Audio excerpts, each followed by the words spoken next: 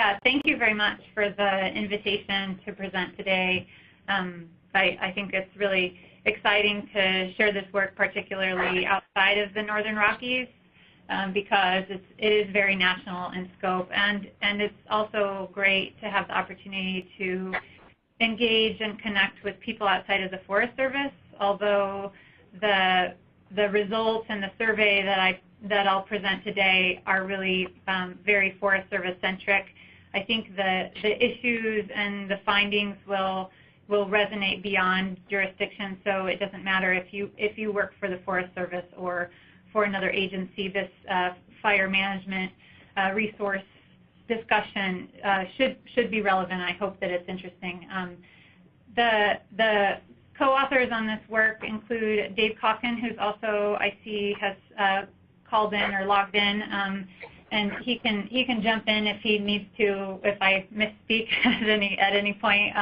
And Michael Hand also, they're both economists with the Forest Service here at the Rocky Mountain Research Station.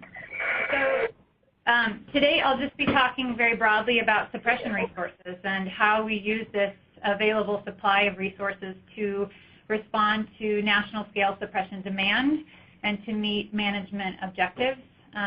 More specifically, I'll present some background, methods, and results for this survey that we completed to try to get at managers' perceptions of the relative importance of different resource types, including their perceptions of how scarce those resources are, how easy it is to get other resources to fill that need for a certain suppression objective if the first choice wasn't available. And then I'll wrap it up with some discussion of ongoing related work in that same realm of improved efficiency in fire management.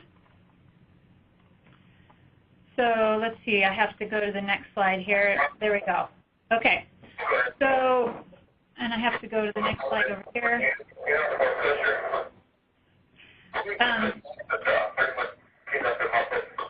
Xander, I'm hearing some background noise. Is that coming from my end or someone needs to mute? It's probably a participant. I think if people can mute their lines, that would be great. And Crystal, I think maybe it makes sense for you to, even though it will pause the presentation for a second, call in on the other line. Okay. In 1 second, and I will email that to you so you have it right there on your desk. It's the same. Hey, Xander, this is Howard. I got to jump off. Something's come up I got to attend to. Okay, thank you. So I'll try to get this stuff from you later on, okay? Okay, thanks. Thanks. Well, that might actually clear up the background noise. It was a dispatch problem. That's always happening. Yeah. Let's okay. Forge ahead, and if something good. back up, you can switch lines. Okay. All right. So why do we need to do this work? Well, I think that there's really three key reasons that we can talk about. And the first is it's important because we have a budget problem. It's no secret that we're spending a lot of money in the name of wildland firefighting, so there's a real need to improve overall efficiency in the system, which translates to fewer dollars spent. This graphic is not particularly new. It came from a publication that was issued by the Forest Service shortly after fiscal year 2015, when federal agencies spent over $2 billion in fire suppression for the first time. And this just shows the allocation of total budget and Forest Service spending for fire suppression relative to that total budget. So I'm going to try to find my little pointer here. Can you see the arrow? Let's see. You can see that arrow? Yep. Okay, so in fiscal year 95, about 15% of the agency's budget went to fire suppression. In fiscal year 15, over half went to fire suppression, and the publication projected that in 2025 we would be at almost 70% total expenditures for fire suppression. And we may actually be there in fiscal year 17. So this is from that same publication. We have pieced together two figures. On the left, I have historical costs from NIST, and on the right, I have projected costs from the Forest Service publication. And in 2014, where the black line begins, that's the first year where fire spending, Forest Service fire spending exceeded $1 billion, and the publication projected that by 2025 we would be at $1.8 billion. Well, in 2017 we exceeded $2 billion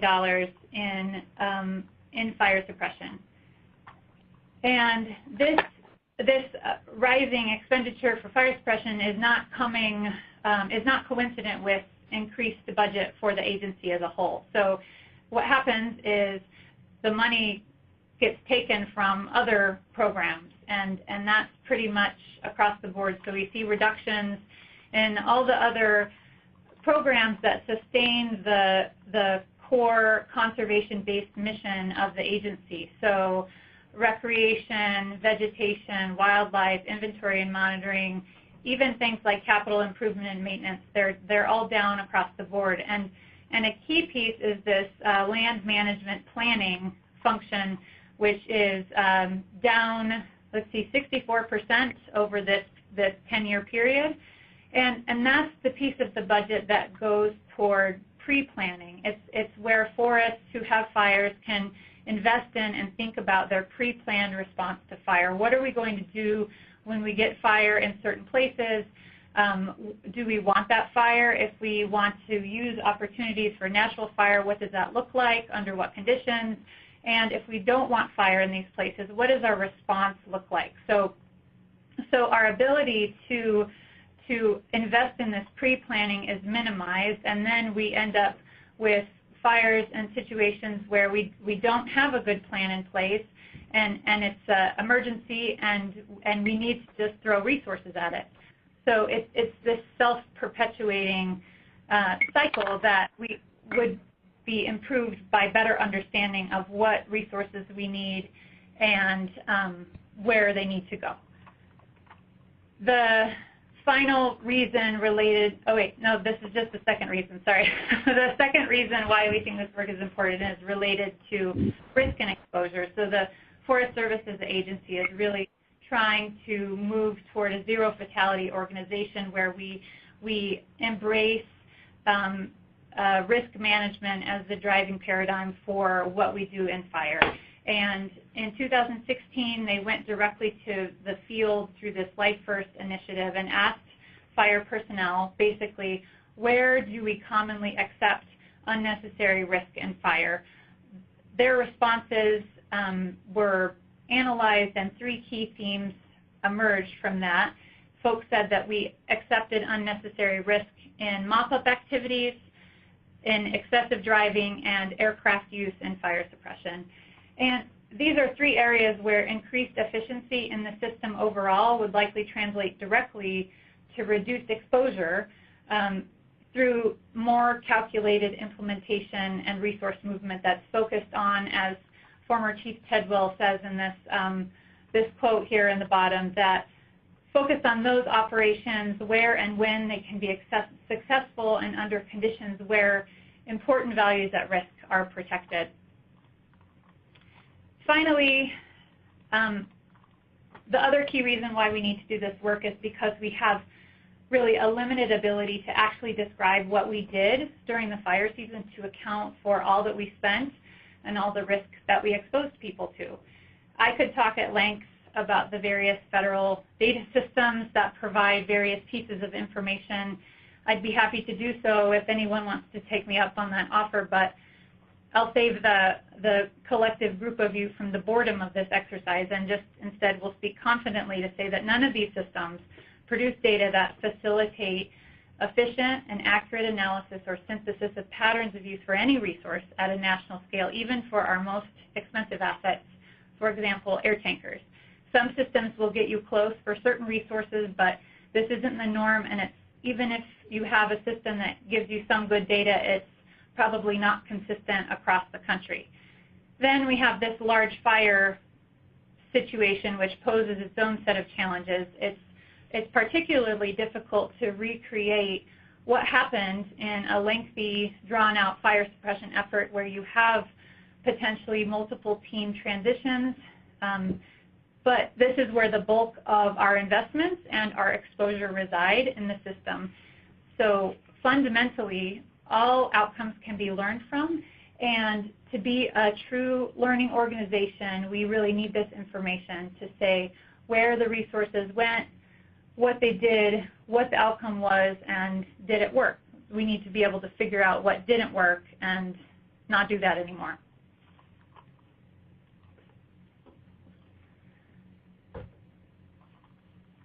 So in order to characterize resource demand, we really need to first know what resources we have. And at a broad scale, we have this kind of large semi-static pool, at least within a year, of core suppression resources. So for federal fire managers can draw upon this large pool of resources that represent different asset types, different levels of mobility, experience.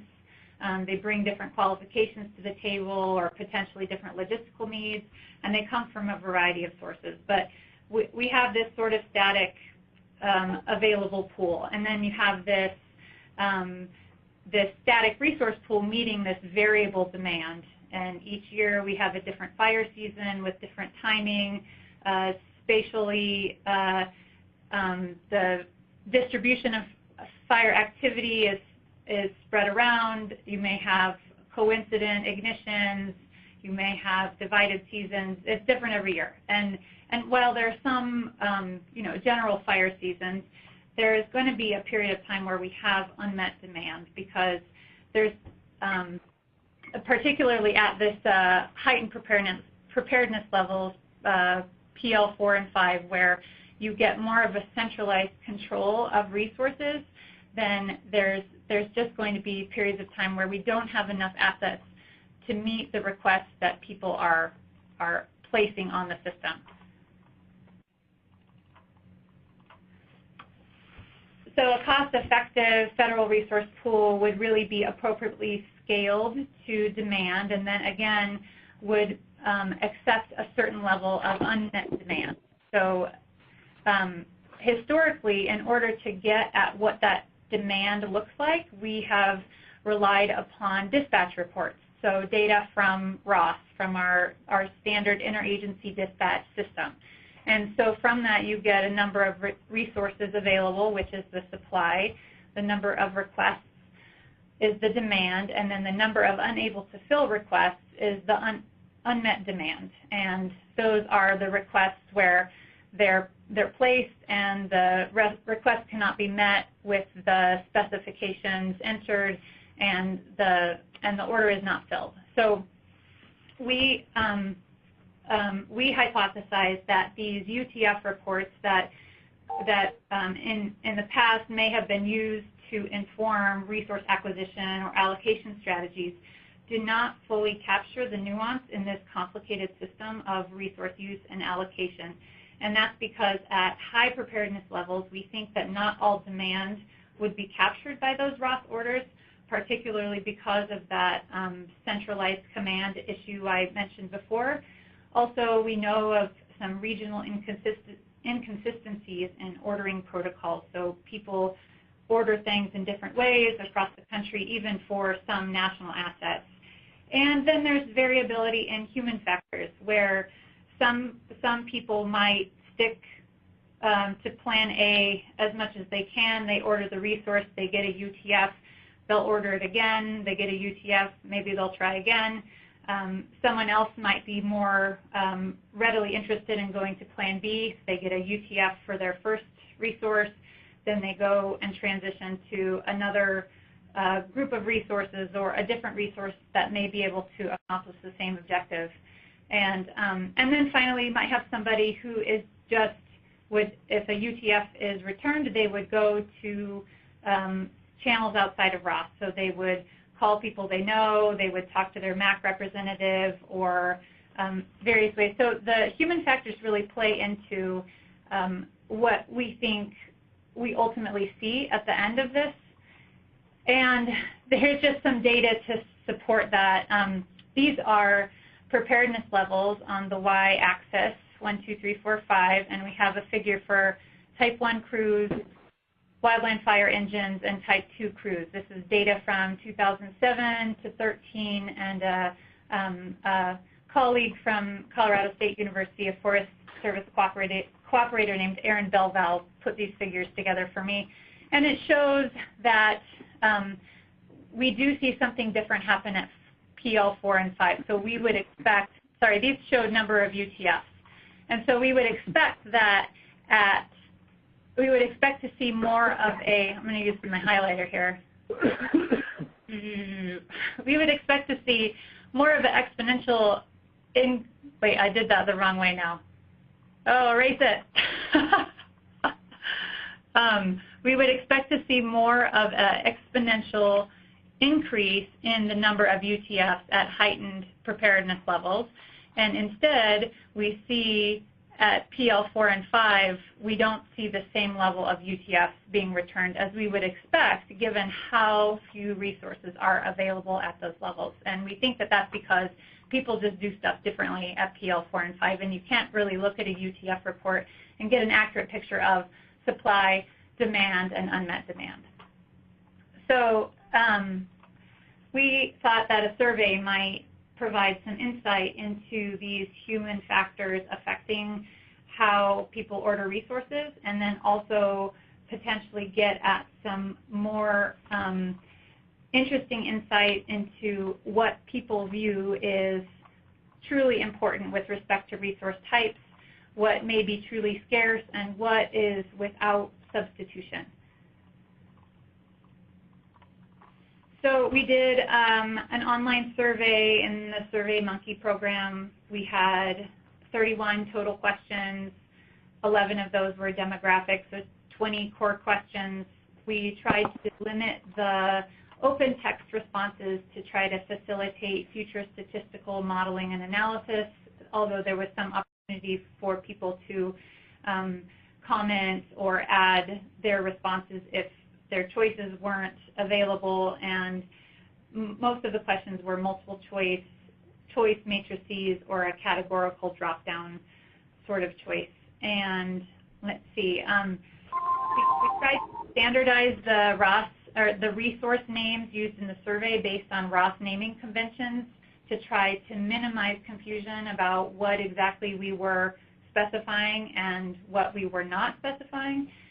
Also, this survey was entirely focused on operations resources, and we do think that there may be some overlap, or some of these themes would continue outside of the operations realm into more of the support and logistical type of resources that allow us to set up camps with 10,000 people on a large fire. But that we didn't include any of that in the interest of brevity and focus for this. And we organized the survey into 3 key sections based on those resource themes that we talked about: importance, scarcity, and substitutability. I sent emails to 1,235 people.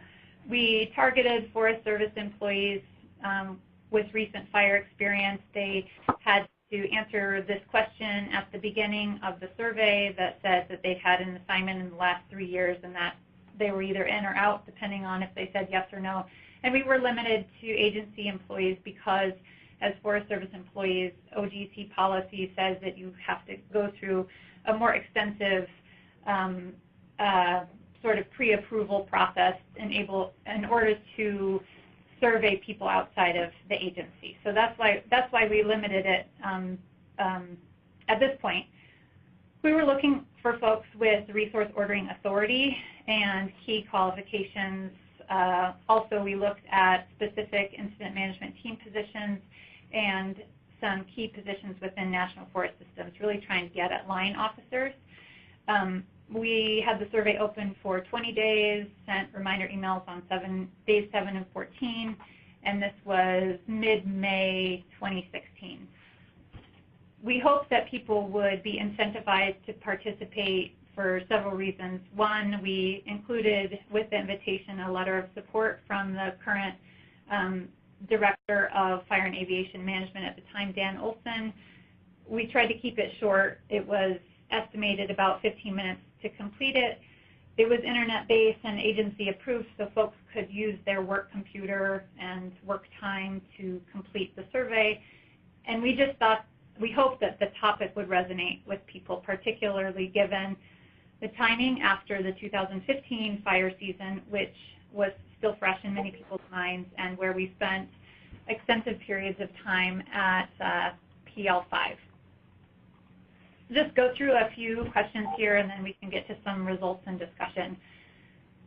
These are some example questions for the importance section. We broke out the scenarios into direct attack, which we defined for the respondents as basically an initial attack type of activity, versus indirect attack, which was defined as more of a large fire support type of activity. And we understand that the fire environment is so very dynamic and variable. It's really difficult to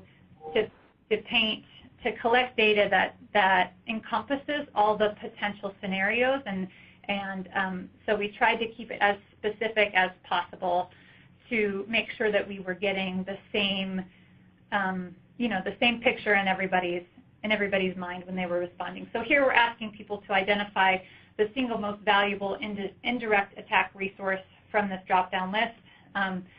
The choices for question 7 here on the bottom are the same choices that they would have had available to them in that drop-down list, and they would have the option to type in a resource if it wasn't included. Then they could say why it was most valuable to them in this open text box, which there weren't very many of them on the survey. And then we also asked as a follow-up, what are your 3 top choices? So sometimes people have a hard time picking their favorite, but they have no trouble picking their 3 favorites. So this gave them the opportunity to do that, and also this provides us the opportunity to look at some potentially interesting resource associations. So how many people, if they picked an air tanker as one of their top resources, also picked a ground resource. So this sort of association as maybe these are good resources in conjunction with each other.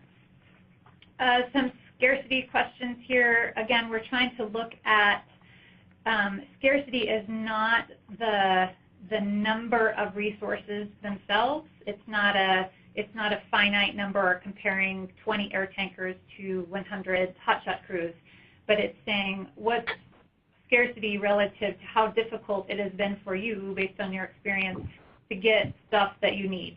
And if you needed this stuff here, how hard was it? How scarce is that resource in your mind? Not scarce, somewhat scarce, very scarce, or no opinion. We broke out the sections by ground, aviation, and overhead, and folks could add down here on the bottom if something wasn't on that list that had bothered them all summer, they had a hard time getting navigators, they could put that in that section and we can analyze that. Another question related to scarcity is we're looking at differences between geographic areas and the associated scarcity. So based on your experience, is scarcity more or less prevalent in these different geographic areas? And the choices were less scarcity, average scarcity, more scarcity, or no opinion. For substitutability, which was the final section, this basically tries to get at what folks did if they got that UTF. So they ordered one of their most high-valued resources for indirect attack, and it came back UTF. What do you generally do?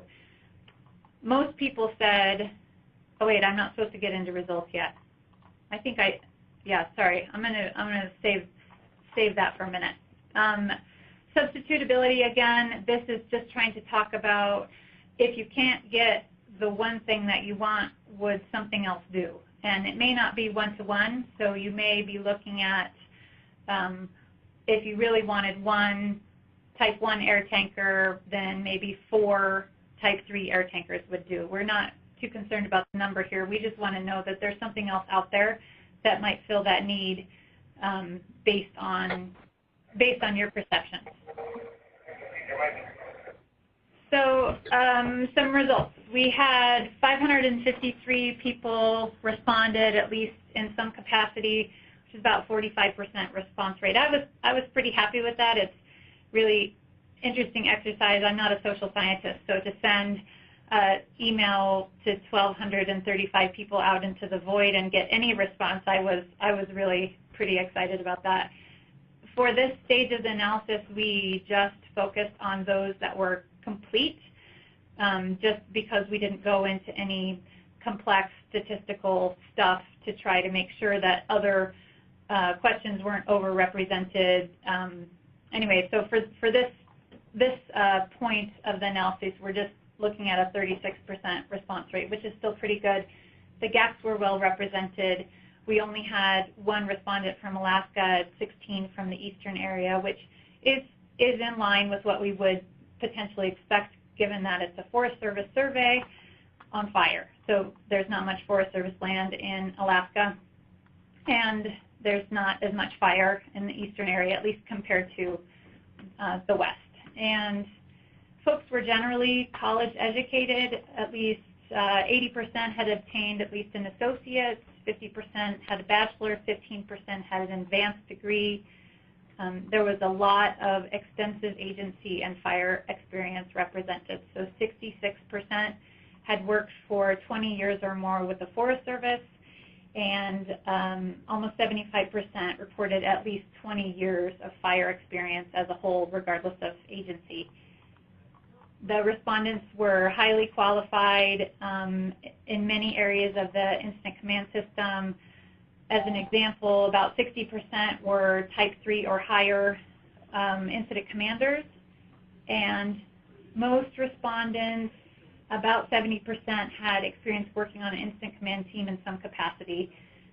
43% had 13 or more unique fire assignments since 2013, and the average assignment length was about 12 days. So we feel like we really tapped into the audience that we were trying to get, and so that was a good result. So this figure here combines results from questions about resource importance and resource scarcity. And if you'll remember, when I described the questions in the beginning, we differentiated the importance questions by direct attack scenario, so initial attack, and indirect attack scenario, and extended attack. And so here we show the count is the number of resources that person said was their single most important resource. So for Type 1 crew, about 135 people said that was their single most important resource for direct attack. And the scarcity bars show that that person's corresponding scarcity measure was very scarce in orange, somewhat scarce in brown, not scarce in black, and then no opinion or gray, as there was no response for that. And so the result here, we see that Type 1 crews and wildland fire engines are the most predominant important direct attack resources shown, and they have relatively similar numbers. However, the Type 1 crews were generally perceived to be scarce. They were either somewhat scarce, about 50% of the respondents, or very scarce, a good chunk of the data. And Type 2 engines, in contrast, were half of the respondents said they weren't scarce, and about the other half said they were somewhat scarce, with a few saying that they were very scarce.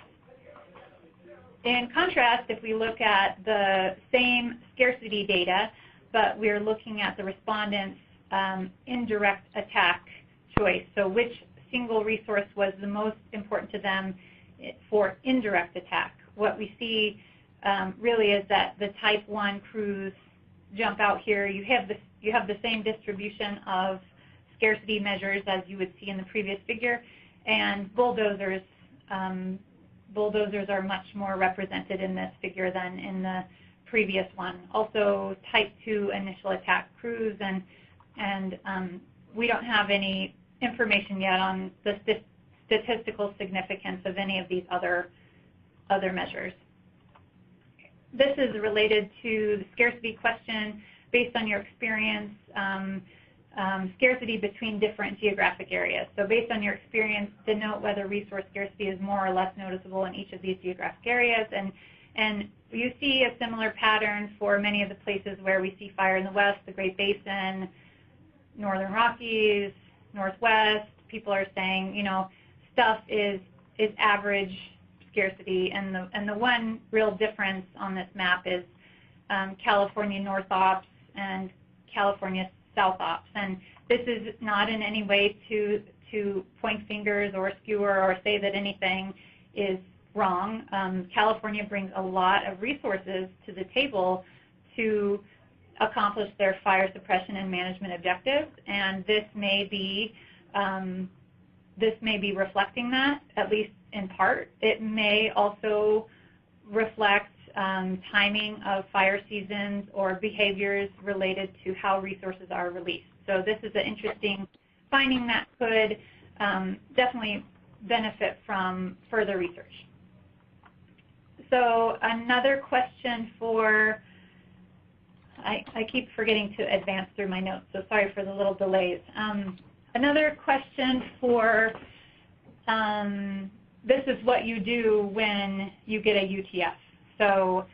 So you order your favorite indirect attack resource, it comes back UTF, what do you do? Well, 50% or 55% of the folks said that they would go to plan B. So they would request a different resource or combination of resources during the same operational period, and that might not be plan B with respect to the strategy, but it's probably plan B with respect to the tactics. So we still are trying to do the same thing, but we're going to try to get a different set of resources to do that. The next most common response was, I do something else, please describe. And this word cloud at the bottom just kind of counts the frequency of the words that come out of that open text response, and the size of the word means that there were more people who brought up that phrase or that single word, and basically the themes that have emerged from that based on early analyses are the same sorts of ideas. A lot of people didn't want to pick one or two, they wanted to pick one and two, and they specified that below. And many people also said that if they don't have the resources to accomplish the specified strategy, then they needed to change their strategy, and that's what they would do. The final result here, this is for substitutability by resource type. So this was that choice matrix where we asked people to rank whether something was somewhat substitutable, highly substitutable, not substitutable. I did that in the wrong order, sorry. Not is in black, somewhat is this brownish color, highly substitutable is red, and then no opinion and no response are these ones over on the side. And this is a little hard to read, but what jumps out here is that we see across all resource types that lead planes, so this one here, type 1 crews, this one here, and advanced fallers, so sawyers, they have the highest representation of resources in the not substitutable category. So if you want a faller, clearly you're not going to order an air tanker. It's not going to do the same thing. This is not rocket science, but it is interesting to see it quantified in this way. We see that type 2 crews are most frequently identified as substitutable. And so that's 43.6%, and only 9% of respondents said that this was not substitutable. That's also not surprising, but it's interesting to see it quantified, and it sure highlights the fact that maybe this is a adaptable type of resource that can do lots of different things. And few respondents, about 10%, classified the type 3-4 air tankers as not substitutable. Large air tankers, repellers, very large air tankers up there, repellers right here, and smoke jumpers. had the highest proportion of responses in the no opinion category. So we asked people to comment if they had had experience with these resources in their area, and so this would suggest that there's more of a niche role perhaps for these particular resources, and some folks just don't have experience working with the VLAT, for example. So some discussion. What we see, Xander, how am I doing on time? You're okay. Yeah, keep going. All right. So just early analyses have really shown us some clear operational preference for certain resource types, and those resource types may also be perceived as scarce. So type 1 crews, for example, really stood out in many of the questions that we asked, both related to scarcity and whether it would be an important resource in direct or indirect attack. Type 2 crews weren't ranked as most important or scarce, and it doesn't mean that type 2 crews aren't important, but they may be perceived to be important, but not as important as higher profile or more limited resources. So I think once we get deeper into the analysis and look at those results of the resources where we asked people to name their top 3 resources, we may get slightly different information.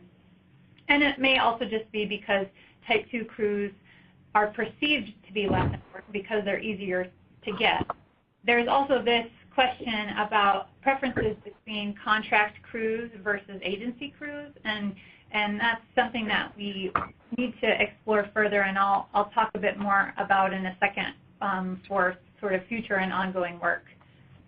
And another sort of easy theme to latch onto with these results is kind of the underrepresentation of air tankers as a highly important resource by respondents with respect to how much expense and risk they represent within fire management. So for the respondents ranking resources as most important resource in direct attack, only 6.6% of respondents said a large or very large air tanker, and 4% said that that was the single most important resource in indirect attack. And so this really doesn't align with the amount of money spent on air tanker use, and also the amount of risk. So this is for all aviation, not just air tankers, but from the federal data for federal and federal contract fatalities from 2015, almost just about 50% of the total fatalities are categorized as aviation or aviation-related accidents. So it just was surprising that we didn't see more people say that these are the most important or highly important resource. And again, this is all preliminary, and we don't mean, I'm not here to skewer air tankers. This is definitely falls into my wheelhouse of expertise, but I think that we just need to highlight this as a way to illustrate the scale of investment relative to what people actually think about what resources might be valuable to what they need to get done. There's lots of work left to be done, and we're working with lots of people in different realms to try to answer different questions related to resources. Particularly for the survey, I think that we recognize that folks' answers will change with these different scenarios, and we were unable to capture this full range of potential scenarios. A lot of respondents, when they did have the opportunity to comment at the end, said, yeah, this was fine, but I really didn't like being pigeonholed. I didn't like having to say that this is what I would do because you didn't capture all the other stuff that's going on. And we get that, and I'm not really sure there's a way around that. I think that there's still a lot of valuable data that we have from this, and ultimately there's no way that we can capture all of the dynamic stuff going on in a series of scenarios. Otherwise we would have the world's longest survey and no one would do it. I think this question of respondent preferences between contract and agency resources is particularly important and interesting, and I wish if I'd added one or two more questions, I could go back in time, I would have some more distinction between this. Because when folks had the opportunity to weigh in, they would say, yes, I picked an engine, but by engine I mean an agency engine. It's not the same as the contract engine, and that wouldn't be my favorite. And so that theme came up again and again, and I think it's an important theme that we need to explore some more. I think that I'm also eager to hear what the broader range of fire managers have to say. Clearly, isolating it to Forest Service respondents is not ideal. It would be great to query different agencies, state and federal employee groups, and see if there's differences in the perceptions. And I like the open text. I feel like it does pose challenges for actually doing statistical analyses, but without open text you wouldn't get things like this. So here, this top response, this person, was critical, but constructively so. I think, oh, I haven't switched yet. There we go. So,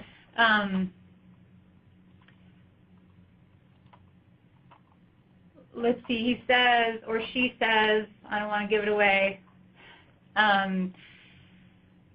This comment here at the end where they say, however, there are a lot of areas who underutilize resources and or hold resources or hide resources on incidents or on forests.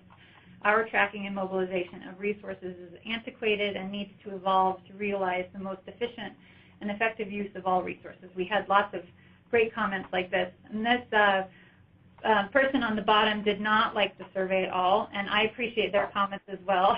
I think that this is probably the worst survey that I have ever seen come out. The whole direct and indirect group of questions were very poorly developed. I'm not sure what the real use of many of these questions would be. Sir or madam, I appreciate your comments. I think that the worst survey is pretty harsh, given that we're Forest Service employees and we see surveys all the time. But I do think that it's valuable to get the whole range of opinions, and having folks who really don't like being pigeonholed into having to answer these questions that are categorical in nature, I think is an important group to represent. I'm just going to fly through this because I don't have much time. The ongoing and future work, of course, we want to just expand on our analysis, do some more rigorous statistical tests. We want to look more at resource associations, like I talked about before, and we'd like to try to link this to raw data to compare perceptions to potentially reality or pseudo-reality.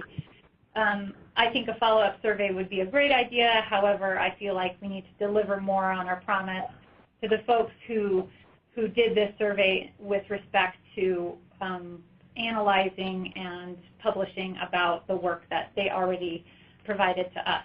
We're working with Aaron Belval at Colorado State and UWA and other folks who are experts at operations research to really try to design some more efficient resource allocation and movement ideas and systems.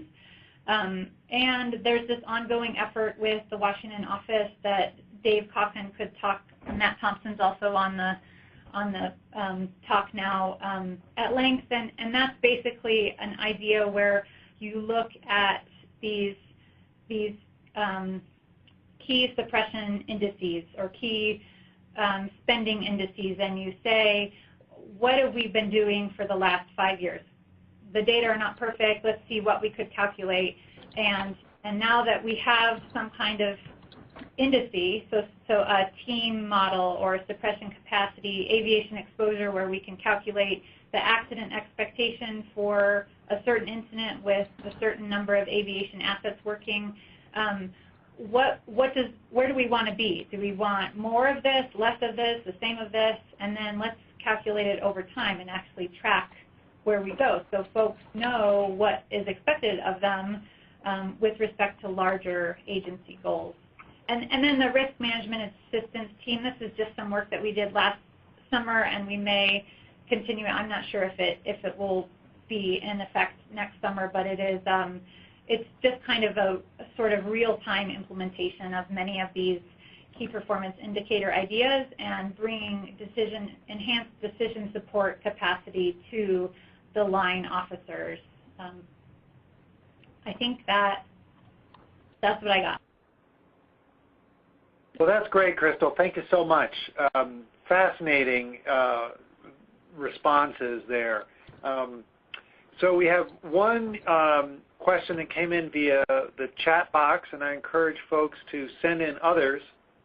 The line is unmuted, so you could also ask yours out verbally.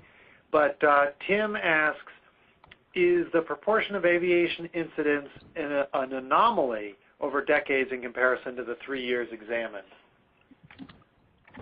So I think that Tim is referencing the pie chart and the data shown in the pie chart, so I'll go back to that one because I think I can do that.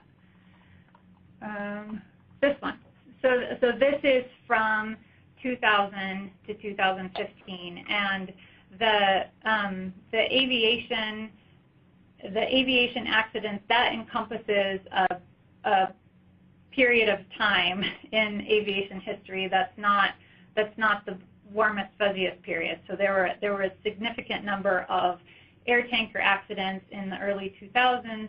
The fleet was grounded. The Blue Ribbon panel came to be and told us we will do things safer. And the aviation community as a whole has really risen to that charge. And if you look at the accident rate over time, it really has decreased significantly. So this figure is a count of federal and federal contract employees. If you included all fire-related employees or you included volunteer fire departments, it changes quite a bit. The driving and the medical emergency portion gets larger.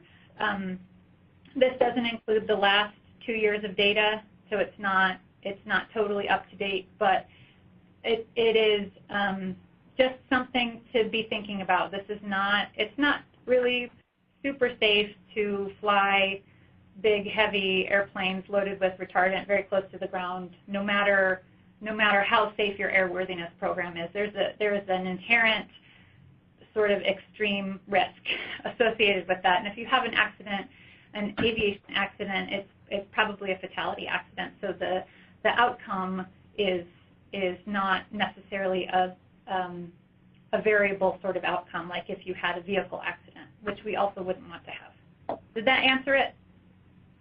So this is Dave. Just one other addition is to recognize that we were looking at 2013 through 2015 experiences, and those were, 2013 the fleet was near its lowest level. We built up since then, but 16 and 17 we've had significantly more large air tankers, but this was a time period when we were at or near record lows in the availability of large air tankers. Yes, absolutely. Great, thank you. Other questions out there? I guess maybe I'll ask one while we're waiting. Other people might be typing. I'm curious about the difference in scarcity for California versus the rest of the country. If there was anything you wanted to add to that, Crystal. Yeah, I think the California resource use question is really interesting, and actually Erin, who I've mentioned a couple times, has done quite a bit of work. I think she has one Ross paper. I can't remember. I think it was an IJWF about resource movement, really, or maybe that was. No, I don't think that was published yet. But anyway, she's looking at resource assignments, the history of resource assignments, and looking at where resources came from and where they went to, and comparing that to lots of other factors. And one of the things that we looked at is preparedness level, and you see that at different preparedness levels, this sort of stickiness factor of different GACs. And there's a lot of stuff in California that they have to work with, but there's also a lot of stuff that doesn't come out of California. That is not California assets that are federal assets. So, but at the same time, I think that it is more of a complicated question when you're trying to examine national scale use of national resources, when it is compounded by the fact that they have all these assets of their own that they bring to the table that do not leave state boundaries. So I think that the sort of reason is unclear, and you know, we all have some kind of idea about who should share what and when. I was just reading, Joe was giving us a good idea about the issues in California are all about total numbers of resources and the definition of drawdown in the 2 geographic areas. The respective agencies can identify those drawdowns and thus retain a strong initial attack, extended attack capacity. Yeah, well said. Great, and maybe I'll read Joe's other comment. Folks can see it in the chat window, but Joe also suggests that resource shortages will become the new norm regardless of the system we use to mobilize. The real investments should be made in overhead, for example, IMTs and area command, that can make strategic allocations of resources versus draining the system based on what is perceived to be needed. The other objective is when we have PL5 and multiple GAs over at least one 14-day assignment, the ability to move resources back and forth to GAs with the same PL is limited at best, and tasks in system ROS with UTFs versus filing resource orders. Private wildland fire service, when they make up a third of our operational capacity, perhaps the investments need to be made there. We're just about at the top of the hour, so I recognize some people will need to get off the line and get to other commitments, but we might have time for one last question if somebody wanted to verbalize one or type one into the chat window.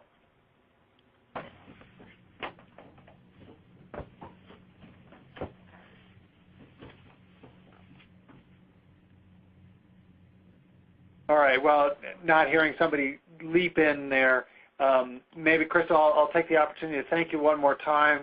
I really appreciate your presenting this work, and really the effort to dive into these questions in the first place. I think they're really important from a lot of perspectives. So keep up the good work, and we'll look forward. It seems like there's some ongoing stuff, so maybe next year we could have you back to present the latest updates. Cool. Thank you so much. I appreciate it very much. And thanks, everybody, for participating. Hope to have you on a future Southwest Fire Science Consortium webinar. I'm going to shut everything down and hope to see you again soon. Thank you.